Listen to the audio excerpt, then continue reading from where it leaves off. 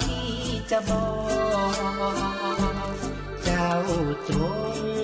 ตั้งใจฟังไว้ให้ดีความรักที่พี่มอบไว้ให้นี้พี่ยินยอมพร้อมพลีให้แด่แม่นาหมดใจไม่มีเหลือให้ใครต่อพี่จะขอพักดีไม่มีจืดจางโปรดน้องอย่าให้พี่ต้องผิดหวังถึงคราวเดินห่างพี่ขอสั่งนางก่อนลาไล่อย่าให้ใครมาขอ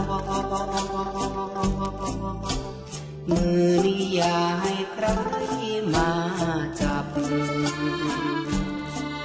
หน้าผากนี้อย่าให้ใครมาจูบแก้มนี้อย่าให้ใครลูบคลำแก้วตาเจ้าอย่าลืมที่พี่สั่งความหลังสองเราให้เฝ้าจดจำจงถนอมความรักอย่าให้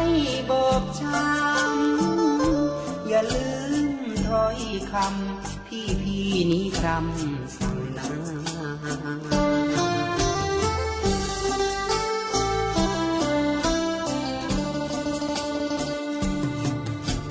ไล่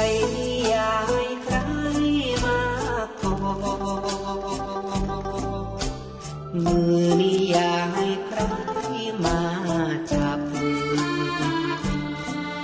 หน้าผากนี้อย่าให้ใครมาจูบแก้มนี้อย่าให้ใครลูบคลำแก้วตาเจ้าอย่าลืมที่พี่สั่งความหลังสองเราให้เฝ้าจดจำจงถนอมความรักอย่าให้บอบช้ำอย่าลืมถ้อยคำพี่นี้คำสั่งนา